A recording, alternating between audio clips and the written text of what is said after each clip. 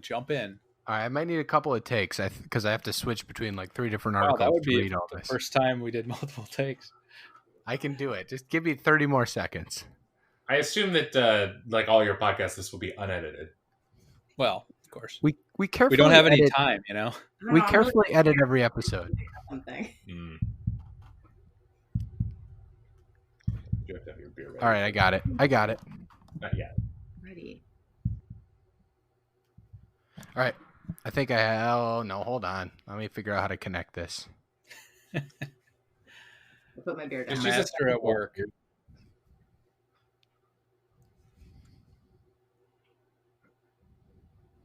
You want some cheese while we're waiting? No, I had seconds at dinner. I'm good.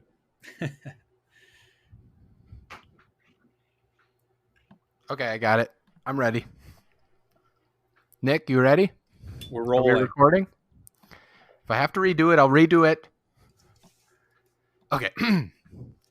Vladimir Ilyich Ulyanov, better known by his alias Vladimir Lenin, was widely considered one of the most significant and influential figures of the 20th century, and he was the posthumous subject of a pervasive personality cult within the Soviet Union until its dissolution in 1991.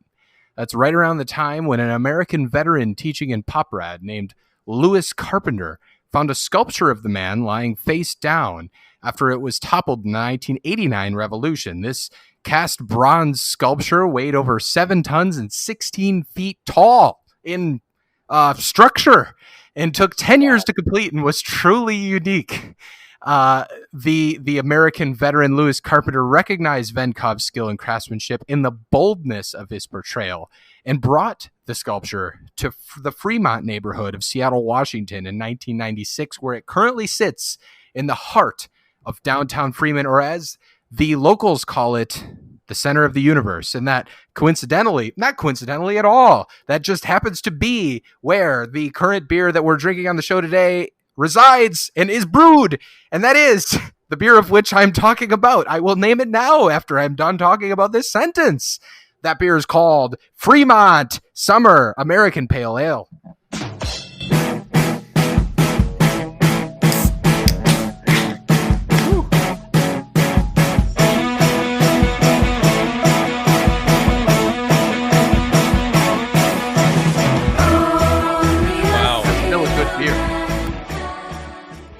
Fremont, Nick? Before we introduce our guest, and we have a very special guest to introduce, do you like Fremont? Say it out loud. Say it into the mic. Or the neighborhood? Both. Brewery? I'm not going to tell you what my question was intended. Wow. No clarification. Now you're just like that lamestream media with these gotcha questions. I love the neighborhood. I lived in Fremont when I first moved to Seattle for like 4 months. That's true.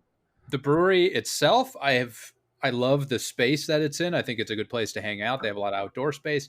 The beers themselves, it's not one of my go-tos, certainly. Wow. How about you? Do you like the beers? I don't really either, but I like this beer, and we're going to have to defend ourselves to our guests that we'll introduce in just a moment. But I typically don't like any of Fremont's beers. The summer ale is the only go-to I'll do if I see it at a bar or something, but I don't like their inner urban. But that's besides the point. We should get to introductions. We're privileged, as always, to be joined on the show by frequent guest and, dare we say, friend of the show, Zach Geballes, and even more doubly so privileged to be joined by 2 Geballes on the show today because his wife, Caitlin Geballes, joins us on the program. Guys, thanks for joining. Thanks for having us. Yeah, that's what you say when you're introduced on a podcast. Yes. Caitlin's first podcast, so it's new for her. First podcast ever? True, you're taking my podcast virginity, guys. Wow. Oh, mama. We better make this special then. Yeah. Not typically how one expects it to go, but hey, it never is. Yeah, I was gonna say there was no specialness in most. I'm not gonna go there. We don't have to go there. Yeah, come on. Fremont Summer Ale. Can you guys explain yourselves? Why are we drinking this right now? You brought this to the program. Man, you picked this beer? Yeah.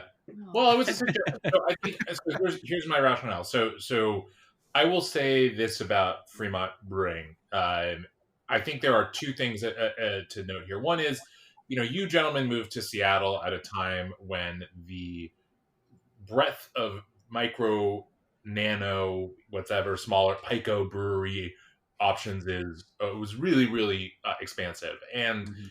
Fremont hails a little bit from a previous era. Not doesn't go back as far as like Pike Brewing or Elysian or certainly something like Red Hook, but it goes Mhm. back far enough that there was a time when you know the likes of the two of you of a previous generation, Fremont would have been your favorite brewery because there frankly weren't a lot of people doing kind of creative beers.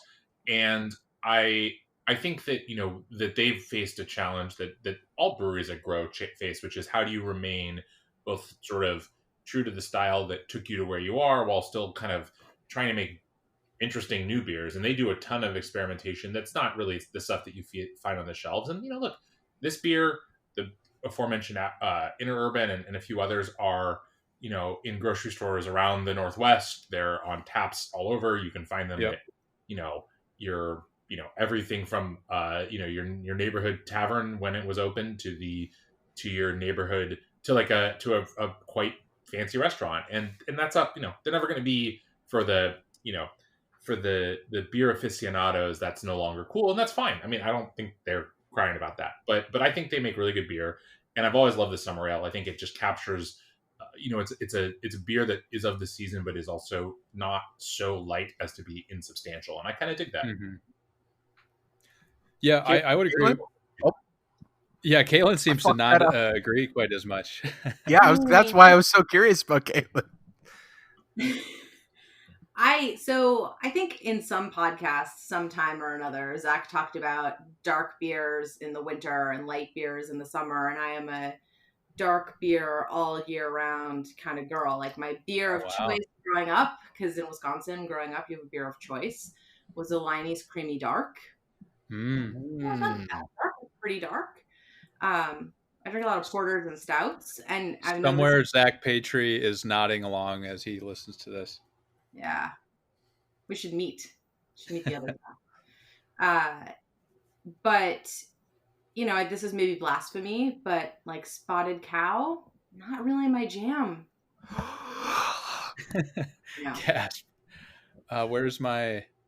There we go. No, I mean, that sort of echoes what we've said about Spotted Cow on here. It's got a lot of hype, and I think when a lot of people talk about the Wisconsin beer scene, they bring up Spotted Cow as some hallowed member of that beer scene. But it's pretty, it's okay, it's fine, but it's not necessarily a go-to favorite for most people. Yeah. It's just such a simple but good beer that it's like this introductory beer toward good beer. So if you're just drinking garbage, then it's so available and hyped that you're willing to try Spotted Cow, and you're like, oh my god, this is good, because it is good. There's just better beer out there, but because of that introductory nature, it's fun. It has a fondness in my heart. Nick, I cut you off earlier. I'm sorry. You were going to comment on Certainly Fremont not Summer Ale. Unprecedented in Cold Can's history. We don't need to get into it on We're only at the pod. one for this episode. What is there to say about Fremont Summer Ale? No, one of the other beers I like from Fremont that I thought was interesting, I've only had it in cans, is I should have been looking up the name of it, and this time I had to look. But it's something like Campfire Ale or something like that. It sort of reminds me of like chewing tobacco in some ways. Like it has that sort of, I don't know, pungent flavor to it. But it does remind me about. Let me find what it's called. He's like, did the chewing tobacco habit come with the mustache, or are those just coincidental? It's not a habit. It's not a habit. I've just done it before, Yeah. If anyone my mom tune out for a second. I'm on fremontbrewing.com/r-beer. Okay, Bonfire. All the flack Ale. I get about cutting toasts off. I'm the only one doing research in this joint, and I don't see anything named Campfire beer anywhere. Cowiche Canyon fresh hopped. Okay, It's Bonfire Ale, Oh. um, which is actually listed as a winter warmer. Um, I don't know. I've just had it before. It does taste like chewing tobacco, in my opinion. Um, Is that a good or a bad thing? to me, it's a good thing. Honestly, it's a one beer and you're done sort of thing. Just like the one time only I tried chewing tobacco and never did it again. Mom and Dad. Yeah, are you listening, Julie Patry? Don't ask Zach Petrie about it though. Oh, he's probably even more anti. I don't know if he's ever done it. Really? I took We'll have to get ZB him. to be a Chawsman. Yeah, big chaw guy. I don't think Big so. Chaw He's guy. not a big tobacco guy. Ah. But Anyway, what does this have to do with the beer we're drinking? I had wanted to put that in there because I don't hate all Fremont beers. That was one that I did find interesting. But I Okay. think to Zach's point about them experimenting a lot, I think every time I go to the Fremont Brewery, which is a great space up in Fremont, from where I live, it's up. Makes you think. From where others live, it may not be up. But it's a cool space. They always have like a bunch of different beers on the menu, which is cool to me. I don't like many of them That's because cool. they don't do many lagers or pilsners, but it's cool that they're always doing stuff. Well, I think the other thing is, that there's the sort of the plus side to being a brewery of some scale, which is that like Sure. you have the capacity to do a lot of one-offs and experiments. It's something that's actually interesting for Caitlin and for me. We live in Ballard by some of the smaller and pretty good sized breweries now too in the area.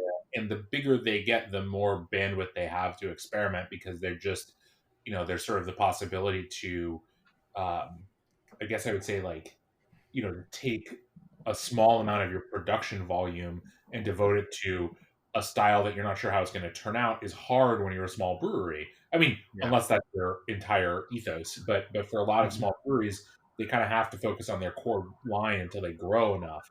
And so Fremont is big enough now that they can do all kinds of weird shit. I have a good friend who works for Fremont, and every now and then she'll just pass along like weird collaborations they do, one-offs, kind of random stuff that is. I mean, not always my favorite styles of beer. I mean, they make a lot of different kinds of beer, and I don't love all either.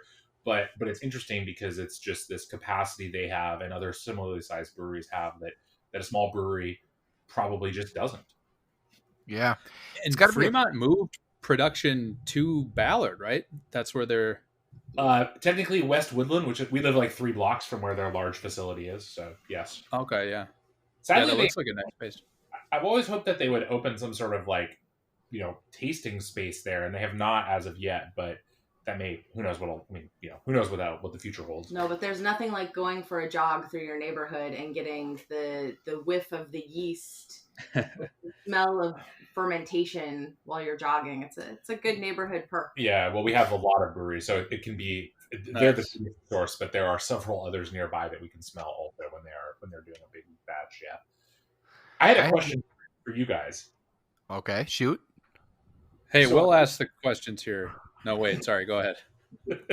So I was going to ask you guys, when you look at this can, right, and you see this sort of like, it's like an interlocked moon and sun to, I guess, indicate the solstice, and you see all this, and you say Fremont and all that. Are you able to not think of weird naked old people riding bikes? Because that's all I can think of.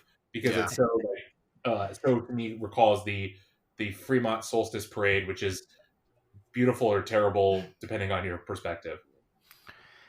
I saw the biggest penis I've ever seen in my life, and I haven't seen a wild array of penises, but and I saw that in the naked bike ride in the Fremont Solstice Parade. And it was truly a conversation stopper, a showstopper, if you will. We were having a nice conversation, having a nice time, and to your point, it was the Fremont Summer Solstice Festival. So for those not aware, we have this big parade during the summer solstice, and you're smoking. Look, folks, we're smoking marijuana. I'll be clear about it. And you're drinking beer, you're drinking Fremont beer. And the logo on the Fremont Summer Ale is prevalent in the Solstice Festival. And then they have a naked bike ride, and I witnessed the naked bike ride, and we were having a nice conversation. I don't know what about. There was a diverse array of people that I wasn't that comfortable Penises. with. Sure, well, there certainly was diverse array of penises, but none of them, snapped us out of our conversation. It was just penis here, penis there, and one came along that I've never seen anything like it to this day. I still think about it, and so I look at the can, I see something very different than what you're describing. But By the way, just to put a button on that joke, part of the description on this can is this is their answer to bigger is better. Oh my! Makes you think maybe they were in that conversation with yours that got stopped, ground to a halt. I mean, it also says on here 420 reasons to enjoy this beer. So, I mean, they know their audience. They certainly do. I also think I've been trying to get confirmation on this or information about this. I believe, literally, I am pulling up. I'm going to show it on the screen for you guys. Not that you can see any of this. This is, as mentioned, from my friend who works for Fremont. Just emailed me that this is the really info. They changed the recipe this year. So, Joe, you are not the only person doing research. I have inside information, which I'm going to reveal here on Cold Cans. So, folks, you have no idea how special you are. So that's our breaking news music. Oh, yeah, we're gonna do a breaking news segment. Gotcha. So apparently, prior to this year, every year the summer ale had always been what they call a smash beer. So single malt, single hop. Sure, smash beer. Yeah, and so this year they with Amarillo hops. So this year they added Citra hops, which are another very well known Washington hop variety. So I think I think this is true, and I tasted this when I first tasted the beer. The Citra, unsurprisingly given its name, brings a more citrus note to the beer. Amarillo is usually very like green and grassy, and then these are also apparently not just Citra hops, but they're cryo hops, that meaning that the whole hop cone is cryogenically frozen, kind of like Han Solo, I think. And then they can. Here, I'm just going to read this. So I think this fits in with Cold Can. So, cryo hops are cool and relatively new in the beer world. Basically, they freeze the whole hop cones with liquid nitrogen, and then they can separate out the grassy, leafy part of the hop, leaving behind the lupulin glands. Lupulin is what contributes alpha acid to hops, the component that provides bittering. So this ends up being a super concentrated hop product, providing a ton of flavor and bitterness with less plant grass character. This process is creating a higher concentration compared to typical hop processing, where the entire hop cone is dried and pelletized. Separating out the leaves and isolating the lupulin are key for what makes cryo hops different. For summer ale, since Amarillo is full of that grassiness, the Citra cryo hops bring a whole new flavor and aroma component. To clarify, this beer that I'm drinking has that? Yes. Okay, because the can says 1 beer, 1 hop simplicity, which Well, feels at odds with the thing you just read. I'm pretty sure. Wow. I'm kind of wondering if they didn't change the packaging because, like, if anyone is unemployed during, this time that we shall not mention, I think Fremont could use like a new branding and marketing strategist here. I think that just put a picture of that penis that you saw on the front of the beer, and then mention cryogenic. It's going to frighten people. It'll bring in as many people as it frightens. That guy had the biggest lupulin gland I've ever seen in my entire life. It's only going to come in 500 bottles now. Oh, that's good. So 500 bottles isn't really a thing that we say, like a limited run. Sorry, it's a little intro relationship squabbling here. Wow, what are we going to witness by the end of this episode? Yeah. Yeah, I don't know. Probably not the largest penis you've ever seen. That I can promise. No bumpers. We're done with bumpers. The Cold Cans Nation loves bumpers. One on it there, but Oh, that is hilarious. I was already aware. So thank you for that breaking news update. They breaking change brews. Breaking Brews, sorry. Do they change the recipe every year, or this is like No, I an think this is the first year. They changed it wow? this year. And I Okay, don't, what is not in that email is why. I right. think probably my guess is this new process for the hops like the email said, allows them to get this sort of additional flavor component. Because it's true. I mean, look, hops are really interesting in some sense, but they're the in a lot of cases what we've seen, and this is again maybe a little too nerdy, but like the hop processing uh, sort of techniques that have existed are not necessarily capable of preserving all the nuance that's in the actual like green hops themselves. And so, as hops have become just a bigger deal, the world of beer, there have been a lot of efforts into sort of figuring out ways, like apparently this sort of cryopreservation to be able to get more of that flavor. Because like if you try a lot of the fresh hop beers in the especially in this area during the season when the hops are harvested and immediately put into beers and are never dried, you can get much more of that diversity of flavor, pardon me, from those beers. Whereas the dried product, just because of I think the drying process, tends to flatten out some of those differences. They're still there; they're just not as prevalent as when you have them fresh. We need you to go break into Fremont's brewing facilities, get us a look at this crypto cryo freezing process, maybe freeze some things. It can be anything, whether it's cheese curds or your own hops, and report back from the field on this. Finish I will it. Finish back it. That's all I had. I just wanted there to be a conspiracy about what they're doing with the crypto, or I keep saying crypto, cryo. You do. I was thinking the whole time about the logo still. I couldn't keep up with what Zach was saying. And I was thinking about it's the duality in the logo, folks. There's the The sun and the duality of moon. can, if you will. Yes. That was the fucking joke I was gonna make. You stepped on the joke. I was gonna say in Egyptian times there's Ha and Ka. Ha is the body and Ka is Oh, the I'm soul sorry. that leaves the body. And I was gonna say here there's hops and can. No, Nick's was way better though, Joey. I'm Then sorry, hops and Joe. can. God Yeah, damn it. you were gonna take us on an extremely long path to get to a very very unsatisfying punchline. Yeah, I could have summed it up with the duality of can. Yeah. I'm sorry, Joe. No, it's okay. We're having fun. We're having a good time. Yeah. Caitlin, I had a question for you. Oh yes. You don't like Fremont Summer Ale as much. You don't have certainly as much detail as Zach about it. You don't like Spotted Cow. You've made that very clear, abundantly clear. What is your beer of choice? I mean, I would still drink a Lenny's Creamy Dark if I could get one. Okay.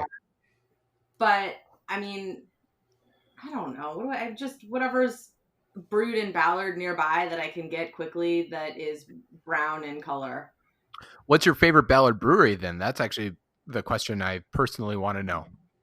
So we live closest to Lucky Envelope, and so I think started because we are closest to it, but actually really now like it quite a bit. And they have made me rethink a little bit my stance on beer. So you guys remember, like back in the day, there was a terrible Budweiser commercial with the commissioner, but he was like the actor from Scrubs, maybe, and he always said there are man rules and you don't fruit the beer. It was like a shot at like Blue Moon, Sure. right? Like an orange slice on your beer. And I was very don't fruit the beer. But they have done some really interesting fruit beers, like the blackberry margarita Goza was like really good. Wow. They've done some interesting things with tea beers and like other beers that taste like cocktails. I don't know. So we stumble over there. The 2-year-old can make it without falling down, and we all go have a family beer. Not the 2-year-old. He's just there. Well, if the 2-year-old's stumbling and potentially falling down, that's just because they're 2 years old. Yeah. We have to Be drink very clear. an equivalent amount. Sure. But I recommend Lucky Envelope. Yeah. Nice. Yeah. I mean, it's cool to be, we're it's a thing that is hard about this time is, you miss those kind of, that ability to just go casually have a beer. Yeah. We've bought some of their we bought some bottles of beer from them and gotten a growler fill. Although the growler fill is kind of always like we just don't drink enough beer to actually make it to the bottom of the growler, with the exception of the one time we got the growler of the Blackberry Margarita Goza, which I think we drank in one night because it was super good. Mm. And So what does that taste like? like a Describe it. Blackberry Margarita, like remarkably, like to the point where like yeah, it doesn't, not 100%. It doesn't really. They weren't able to figure out a way. It doesn't have like the one like that real agave tequila note. But if you have like a Blackberry Margarita that's pretty like fruit forward, and you don't really taste the tequila that much, you could close your eyes and sort of believe you were having one. And it had this like nice beer texture Yeah. that made it sort of better than like the thinness of a margarita. It had like the But it had, you know, the Goza base contributes like the salt and lime character and just blackberries in there, and yeah, it was really good. So maybe Do you remember what the ABV was on it?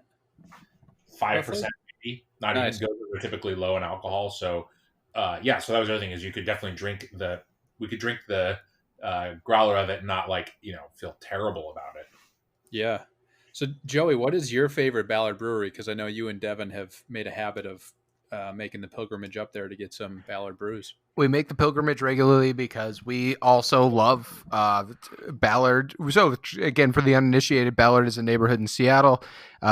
Has a ton of great breweries. In normal times, you can hop around to breweries and get just ass drunk and stumble around, much like a Geballes 2-year-old, from brewery to brewery. And I genuinely love just that little residential area. I think my favorite is Bad Jimmy's in terms of like my favorite beer. But it's weirdly like kind of off the beaten path. It's hard to like walk from Bad Jimmy's to the rest of them. So like we never really go there. My favorite new one, which was in I want to say Magnolia, which is now recently built, is Urban Family. I love that. And unfortunately they opened like a couple of months ago, and that is a bummer. And so we've tried to support them. We bought a bunch of merch from them, and we bought we buy beer from them all the time. So we have their there's like an 80s sports car one that's just a really good, like it's 70 and sunny in Seattle and you want to drink something light but it has actual flavor. Urban Family has it. So I really, really like Urban Family. That's my favorite new brewery in Ballard. Nick, do you have a Ballard brewery? My dear boy? My dearest boy. That's me, the dear boy. No, not really. I think I like Populux. Well, I mean, I've not been to many of them that often. I don't venture up there all that often. I like Populux's brewery, the building itself. I think it's a great place to hang out. Peddler's beers, I think I like the best. I just had their Summer Mullet Pilsner in cans, which was they just brewed, I think, and it turned out really well. And I bought a t-shirt of theirs, so that makes me a vocal, proponent of them from now on. I'm deeply invested in their success. Yeah, you're basically a stockholder. The mentioned 2-year-old threw up in the Peddler like gravel lot. So nice. Hell yeah. Easy cleanup. Well, yeah, we walked away. No, I just walked away. Yeah. Yeah, that's the cleanup. But that's because we let him have 3 beers, so. Yeah, Peddler is a lot of fun. Populux too. Which one is the one with like the bags and the food truck that's in the back? Maybe they both have it. That's Peddler. Yeah, Peddler. Mm-hmm. Okay. That one's a lot of fun. Yeah. Populux is the one that has the like little arcade area in it. Well, if anybody living in Seattle that doesn't know about Ballard, you're insane. Go there. And anybody that is not in Seattle currently, and when we open back up and you inevitably come to the Cold Can Summit, which will happen, we're guaranteeing will happen. When you make your way over here, you have to go to Ballard. It's one of the best places to go crawl around and have the best beer in the city. So, well, it sounds like the Cold Can Summit is going to have to involve a Ballard beer crawl. Yeah, I think that'll be not one of those damn bike things. Yeah, the like 15 the Peddler pub. Pedal pub. Cold Cans Nation is not able to bike in any particular destination, so we will be walking is still bike. So you guys would have to do a lot of pedaling. Yes, at Peddler. We have a segment. Can we get to the segment, Nick? Yes, hit the music. This isn't. Do a different one. This one sucks. What else do we have? This isn't music. They're happy Fine. though. The crowd's happy. Fine. This is shot or not. This is where we do a shot of something, or we say not again. We don't like it. Nick, lead us off. Everyone hold up their bottle so I can get a nice little pic. This is always the best podcasting content, is when we're all doing a picture. It's quick. There, I got it. Okay, Because our small business association only gives us funds if we post on social media and get likes. Yep, $1,000 for each post.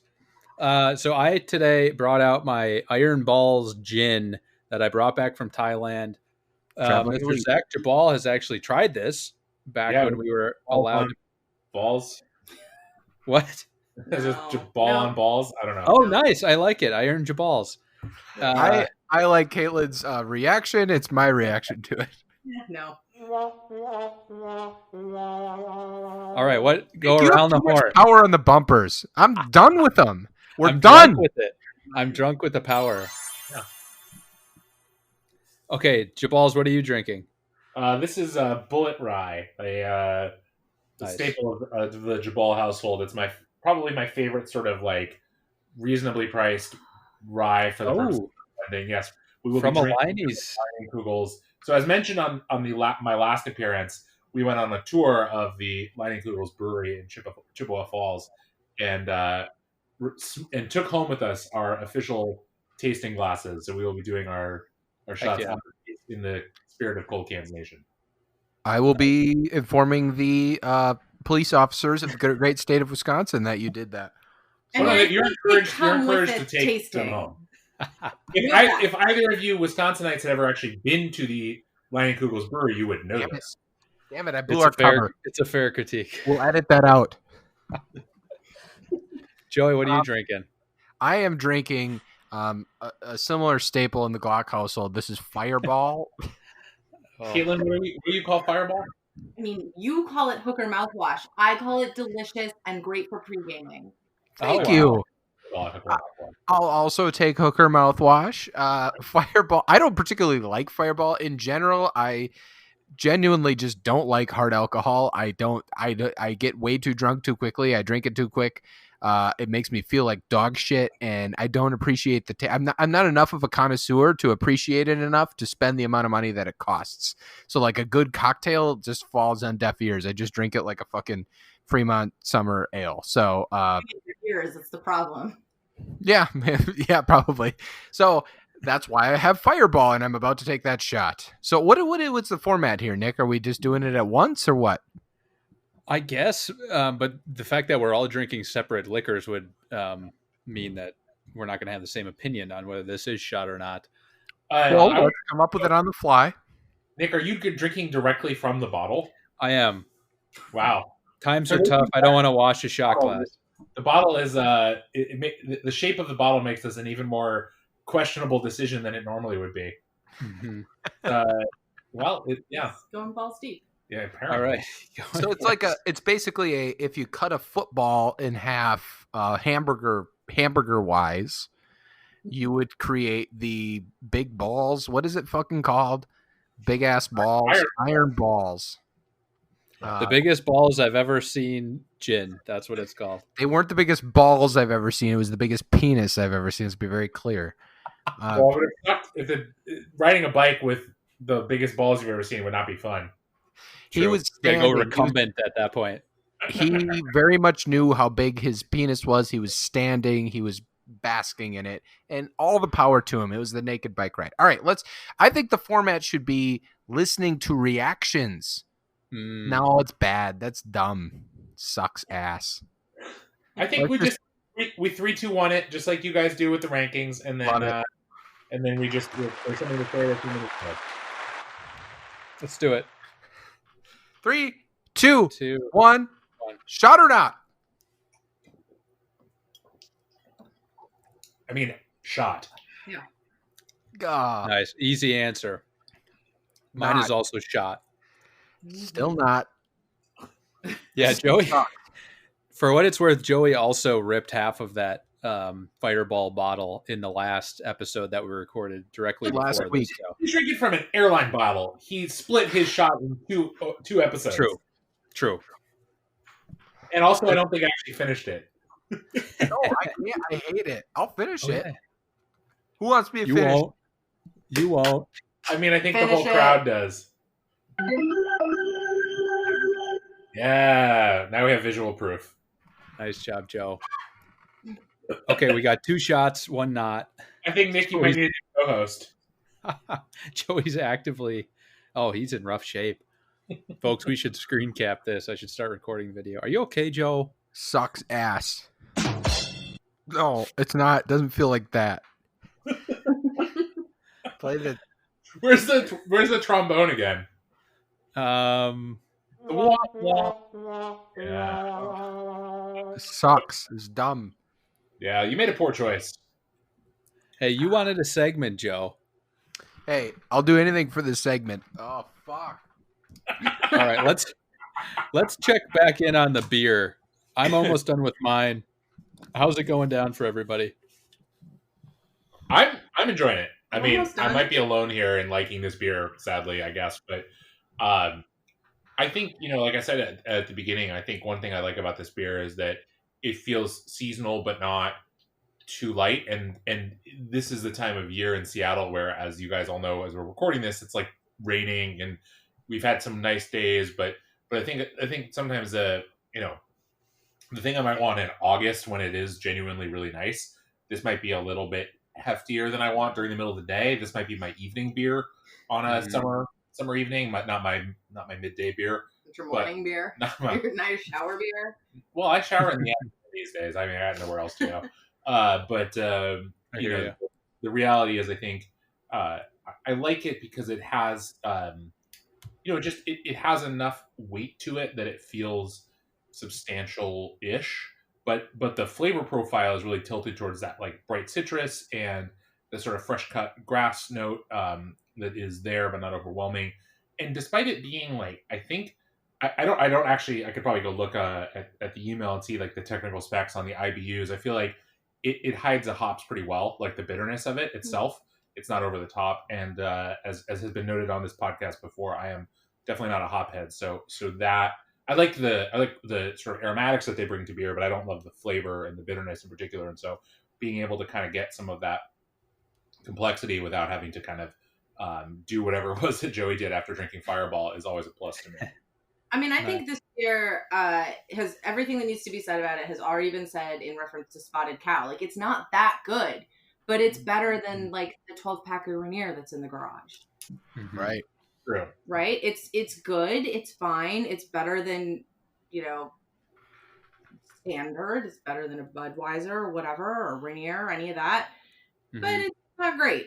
And also, I don't have very much of this beer left, but as it warms up, I want it less. So I feel like I'm going to slam them quickly. Oh, when I drink that them. could be a plus. Have more in waiting No, if you I know. need. I'm happy to drink them, but they got to be cold. Like, I got to not just sit here and hold it and listen to you guys talk. I mean, what beers in your life are you like, man, I want it to warm up and then I don't know, enjoy but it? like a nice Scotch ale. I was going to say, if someone who likes dark beers, typically those will warm up a little bit and be better. So that makes sense. Yeah, she loves the multi beers. That's certainly something that'll last. This doesn't have a shelf life. The half-life is low. Yeah.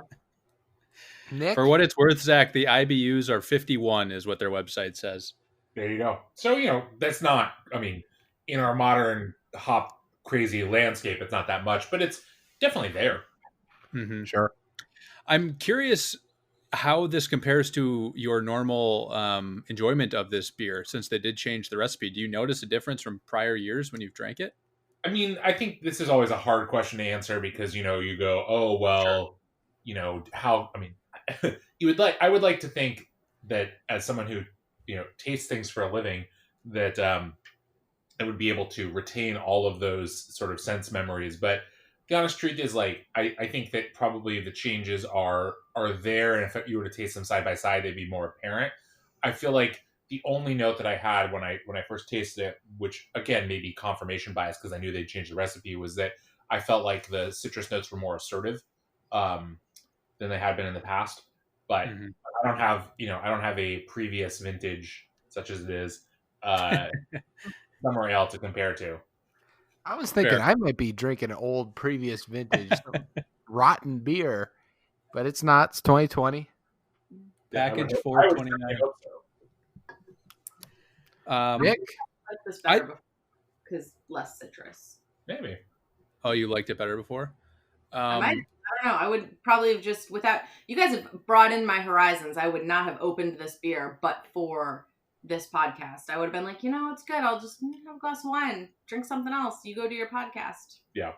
oh well, that's why we do what we do: is to broaden horizons, to make a Changing profitable margin and broaden horizons. Right, to bring value to our shareholders and to also broaden horizons, people's drinking. I believe isn't Broaden Horizons the holding company that actually controls coal cans? Don't say that out loud. This is an entertainment Redact. podcast. What Zach said is Redact. not admissible in the court of law. Caitlin is a lawyer, so you got to be careful. Oh shit! What have we gotten ourselves into? Oh no! Can this episode? There's something about entrapment. Go ahead, Nick. Do the thing. Sure. For me, like I said at the top, I don't really love Fremont beers. I think they do some interesting things with hops, but hops are always a thing that I don't really like that much when they're the most obvious thing in a drink. This is not necessarily that case, but it's another case of a beer that I wouldn't really turn to when in the summertime. I want something even lighter than this, I think, typically. So for me, it's just okay. I don't mind having it now, but I would never buy it again. Wow. Well, I'm Good opening. Lord. Yeah, me too. All right. My take is round 2. I didn't bring a second can. free. You have a second can. I gave you one. Did you sell it? It's in my fridge. My take is I'm kind of with you in that, like, I don't really love Universal, Interurban, some of the other popular Fremont beers. I don't know if I love this beer. I like this beer, but I'm the self-proclaimed big hop boy. Is that what I am? Hophead. The hophead. Captain of the hophead team. Hophead harem. Hophead harem. Hophead honcho. I'm the head hophead honcho. Okay, thank you. I like Fremont Lush IPA and Fremont Field to Ferment. You can't find those all the time, but they're I love them, and I grab them at Trader Joe's when I see them. But the summer ale is also very good. I'm reminded of Ha and Ka, of the Egyptian. That is, I think, the first example of a brick joke I've heard on this podcast. And it's a good beer, okay? And I like it very much. It's very good. I'm a good man. And so number 35 is the closest comparison we have in our rankings. I'm not saying we're getting to the rankings because we still have to do the beer advocate score. We all know the format. However, we have 100 episodes ranked, and at basically the 1/3 mark, we have the only other Fremont beer in the rankings, and that is the Fremont Brewing Company's Fremont Parkland Pils. The Pilsner 5.5% alcohol, beer advocate score 3.86 or very good. And so that's the only comp we have in our thing. And this was in April 13th, 2018. The description of that episode was, the boys are back from hiatus and anxious to talk airplanes. Jesus Christ. Airplanes, Texas, in that voicemails episode, Joey reconciles with Whirly Ball. That's what we did in that thing. So I don't know what we were doing. However, that's where we were at. Nick, do you have a beer advocate? Let's do it. It's an 89 for summer ale, or very good. Holy shit. 5.2% alcohol beer. As we said before, 51 IBU. To be fair, this, it's ranked with a bunch of rankings that are not of this particular beer, but it is the same, it's not the same recipe, it's the same beer. But yeah, very good, which is also the ranking for Fremont Parkland Pils. Okay. There's no individual reviews that you've picked out and curated from your twisted mind? Those take me hours and hours to curate, so no. But none of them are from this year, so I see. don't think any of them are relevant. They're all outdated. So this is truly up to date. Cold Cans Nation is getting, breaking brews. You're not getting this from the likes of Jake Tapper or Lester Colt 45. You're getting it here with the four of us. And something that was broke very recently, even more recent breaking brews, is that an old mandate has expired. There was a mandate that guests have no say and no influence on the rankings. That expired after the first 100 episodes, and now this is a 4-way split for how we rank this beer inside our current 100 rankings. So our choices are to either say it is not in the top 100, which would be an insane choice, or it is and it's ranked somewhere, which will thus boot another ranking. So if we're getting the rankings portion of the episode, we'll have to choose where this fucker goes. Someone just opened our door.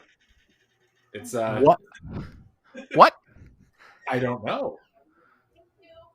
I guess we're getting a delivery. Oh, we got a case of wine. We got a case of wine delivered at 9:45 p.m. Wow, that's great. Where do you order perfect. wine? What wine are you getting? I'm curious. American sparklers. Yeah. Do you want to go down the to the portion of the podcast where Zach plugs his business? But yes, please plug away. Who knows when this will air? Probably by the time any of you hear this, the 7 of you that listen and that all live in Wisconsin, and it will be irrelevant to. It's irrelevant because it's a Zoom class. True. So in our new internet only existence, I am teaching a series of online wine classes, and the first one I'm doing is centered around Washington wine. So it's all it's 4 weeks long, and so each week has a different theme, and so this was one of the wines that has been now delivered, so that I can go spend my day on Friday driving wine all over Western Washington to people who have purchased the class and the case of wine that comes with it. Hell yeah. Oh, wow. Very cool. What kind of wine was that again? This is, I believe, Trevery Cellars Blanc de Blanc. So 100% Chardonnay from the beautiful Yakima Valley. Very cool. And if you enter promo code Cold Cans, you get 90% off all expenditures. So that's very cool that is existing. So let's rank it. Let's rank the beer. Let's rank it. Sure. To see. Yeah, you can have. You can Probably have. Not 90%. Let's go 9%. Oh, all right. We've negotiated from nothing to 9%. And also the promo code will fail if you try to enter it. If you do find this website and enter that promo code. Yeah. Nick, Zach, go ahead. No, you guys go ahead. Well, I was getting on that ranking train is all I was doing. Zach, Nick, what do you think? What do we do? Do we 3-2-1 it with all 4 people? Do we pick a tier first? How is the best way to rein this in? I would be clear. I'm pretty sure Caitlin has never seen the rankings, so we're trying to scroll through them now. I was under the impression that Caitlin was a part of Cold Cans Nation, and being from Wisconsin was going to be given an upper level management position in Cold Cans Nation. I can't remember things though, you guys. Like Zach's like, "Hey, what year did the Packers win the Super Bowl?" And I'm like, "Let's see. I think I watched it on my couch in California, so I think it like I got to back into that shit. I can't remember anything, so I got to." Wow. 97 and 2010. Yeah. 2010 was when I was on the couch in California. Yep. 97, I remember. So I think we start here by picking a tier. That's typically how the alternatives go. Okay, so that's a consensus type decision where we say, what tier would this exist in? Okay, so here's what I would say. I think you guys, as whatever the rules that have been thrown out, I think the two of you, as in Nick and Joey, have to decide if this beer should even be ranked. Because isn't that the first step? And I don't feel like... Is it in the 100? I feel like you guys have to make that call. And it is in the 100, in my humble opinion. Nick? I think it's absolutely in the 100. Yes. It's kind of wild we didn't do this originally, but hey, we made a lot of mistakes along the way. Hand up on that. So it's in the 100. We have to pick a tier, and to me, this screams, hollers, shouts from the rooftops. The Zen 10, not just the wild Give me a card, but the break. Zen 10. Whoa, Nick! What? This is so Zen 10 is 17 to 27. This is You in want me there to- for you. You want me to read it? Please, dear God, read them. I will read them tip to taint. I will read them 27 to 17 to 27, top to bottom, tit to taint, if you will. Jubilee Ale, Winter Ale, Red Hook ESB, Old Rasputin Russian Imperial Stout, Swivelhead Red IRA, Longboard Lager, Elysian Dark of the Moon, Foster's Santo, Fat Tire Session, and Natural Light. I do believe it belongs in that category. Nick disagrees. Nick, what the hell is wrong with you? Well, Nick previously stated that he would never buy this beer, so I'm pretty sure he's he's made his feelings known. I'm just Right. That's the have Natty Ice is above. This is why I didn't let you look at the Yeah. rankings, because you never would have agreed to appear on this podcast if you had any sense of the complete shit show it was. They're If you listen to the subjective. episode, you'll also learn nothing. Then you'll learn what cryo-preserving hops is about. Unless No, your if you eyes. listen to this episode, yes. The Natty, yeah. Oh. right. If you listen to Natty Light, you'll hear that Is it it about was your part of farm? our college alcoholism, so that's Yeah. why it's ranked so high. Also, Right. some weird game that you guys played at, like, I don't know, there was some weird, some sort of pre-wedding. I don't know. I have faint memories of that episode. Mm. Beer ball? Yeah, think beer ball. Beer ball. That's a game where you play with a wiffle ball and the guy on deck drinks the beer. We won't get in. We don't have to relitigate that right now. We just have to talk about what tier. We don't even have to talk about what tier. We actually could 3, 2, 1 it. And if we have disparate tiers, then we reconcile with that later. So we could, the format then could be fuck the tier. We say 3, 2, 1, and then everybody says where they would rank the beer Wow, at the which one? same time. And we figure out how to pull that all together. Wait, hold on. We're gonna need one moment over here because we are No, sharing I one think- computer. All right, Nick, fill time. No, I think we're good. I mean, Caitlin said she's good, so No, whatever. we can. Okay. I'm So still- I think the problem with the saying it at once is that we have an echo issue, so the audio is not all coming through at once. I won't be able to hear you guys if we all say it at once. And so in that case, I think we need to honor system this thing. Pick your number. We'll start with the guests saying their number, and then Joey, you'll say yours, and me being the eldest and smartest one here, will finish off. Remember not the elder, let's be clear. Thanks for not disputing the other one, though. I don't know, man. So- I'm not trying to get on your bad side, Nick. I don't know. That's Okay. right. Don't mess with the man with the mustache. So yeah, Geballes, please give your ranking for Fremont Summer Ale. Caitlin? Okay, based on the utter and total and complete shit show that the top 100 is, but the things that it is nearest, I'm giving it a 20. I'm giving 26. It seems like a between Fat Tire and Session kind of beer. Wow. So you're also at Zen 10. Okay. Yeah, I will say this, despite being the person who picked this beer, Caitlin is higher on it than I am. I said 43. Whoa! So to me, I it's in the sort of like, what is 43 Worse in here? than Bud Light Platinum? I've never had Bud Light Platinum. It's got platinum in the name. It's got to be good. It's good. For some reason, this beer made me think of, when I was scrolling through, it made me think of Alaskan Amber. It's also right by Crikey IPA from Rubens.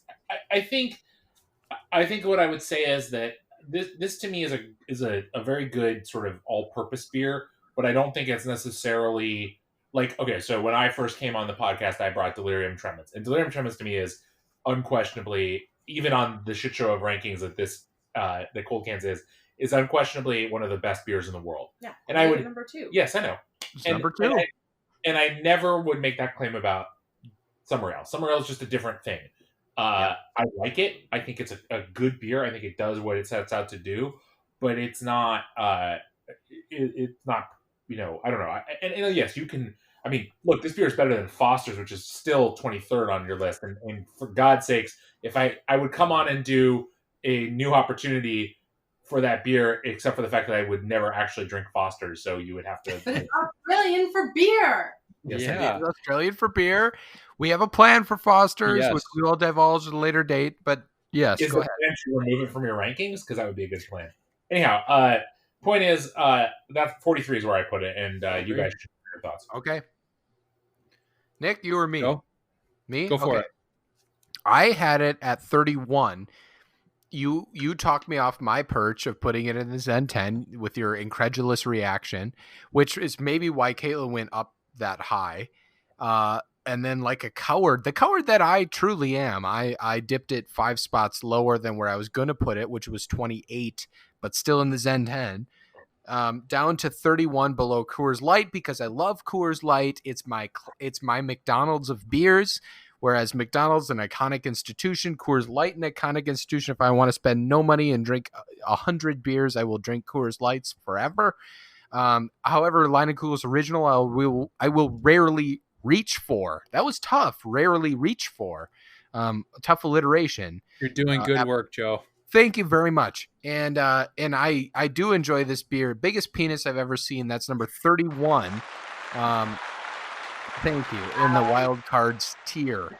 So we have Leinenkugels. Well, I don't love Liney's O, to be completely honest. I love where it's from. Shout out to Aaron Rodgers and to Brett Favre, but I don't love Leinenkugel's original, the taste of the beer.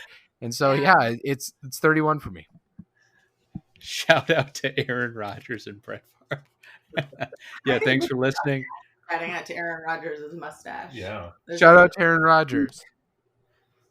Rodgers always has a good mustache. Shout Off-season out to mustache. Jordan Love, your quarterback of the future. We're not getting into that subject at this If time. we want to get into it, I'll get into it. I'm pro Jordan Love. I think that's happened before and it will happen again. Let's talk later. Move on. I'm just hoping he's good so that his nickname can just be Big Love. I like Big Love or J-Lo. Or J-Lo's good too. J-Lo's good too. You already had a dumbass second A-Rod. We do not need another J-Lo. A-Rod and J-Lo, we're having a lot of fun. We are. What are we? 26, 31, and 43? Is that what it was? Is that how it shook out? I thought 27 for Caitlin, or was it 26? 31, and 43. Okay. It's in there. You said 26. Yeah. She did say 26. Okay. It's somewhere in that range. It's very important we get this accurate.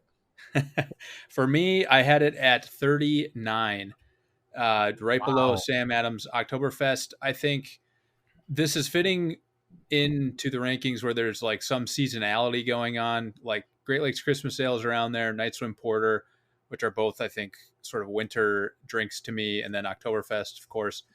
So yeah, I think that's where I'm going to slot it. 39.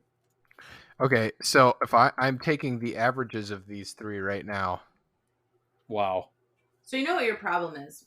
Your problem is you're not eating this cheese with the beer. Oh, yeah, we missed our parable. That's right. There was a parable or terrible action going on. Cheese curds. Bitterness. So you ship your cheese curds to your domicile, if I have this correct. If it was another night, you might have gotten the knock at 9:45 for a 20-pound package of Wisconsin cheese, though. Is this open to the public? Can we all just do this? Because Cold Cans Nation is interested. Nasonville Dairy. A pound of cheese curds is like $3.50 or something, which if you include the kind of insane shipping cost on like 20-some pounds of cheese, is still cheaper than like a pint of Beechers, which are the inferior cheese curds. Of course. We should have cheese rankings. We should have. Anyway, yes. Cheese. Yeah, what would the cheese curd cans? I don't know. We'll workshop it. Although that's the problem. That's right. It's a lot like Frasier from Cheers. We will come up with its own character cast. What was that? What was the cheese curd name again? One more time. Sorry, Nasonville Dairy. Nasonville Dairy. Shout out, and I will be Googling it. Binging it. I will be binging it. You should know. You can go to NasonvilleDairy.com. You should know that their online store is a little bit janky because, like everything else in Wisconsin, it's about 20 years behind the times. It's best viewed in Netscape. So you got to call. You have to find a stable build of Netscape in order to render the Nasonville Dairy website. Yeah. Nick, I took an average. I used my Windows machine to compute the average of the 3 guests. I bet I won't believe the results. and doctors don't believe the results. You want to know what it is? Please. It's 34. That would put it right behind Newcastle Brown Ale, but right above Overcast Espresso Stout.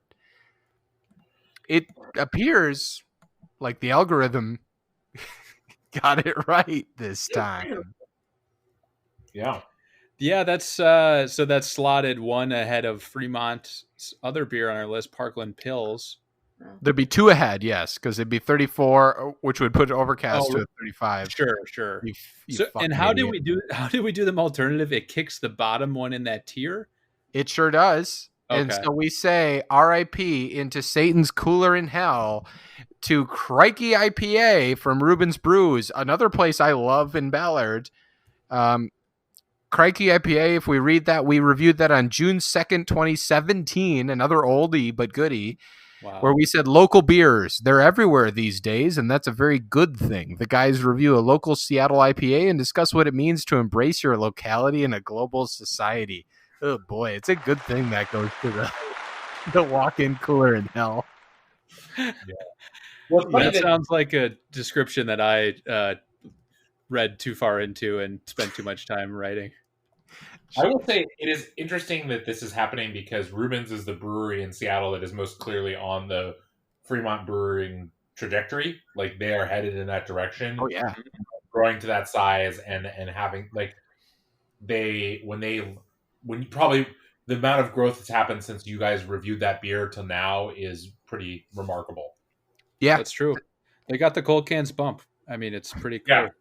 Yeah. They're massive, and we take full credit, and maybe they'll have to have a new opportunity you can get a second chance from Satan's walk-in cooler in hell, but you can only get 1 second chance, and then you are further, you're permanently destined for that hell cooler. That's a rule that is well established. It's a cold cans canon. Okay. Nick, roll the goddamn music. Caitlin, Dr. Ball, thank you so much for spending time with us. As always, it's exceedingly generous, and we genuinely appreciate it. You're too kind. Our pleasure. Thank you, guys. Nick, I love you. I love you. Love you, Joe.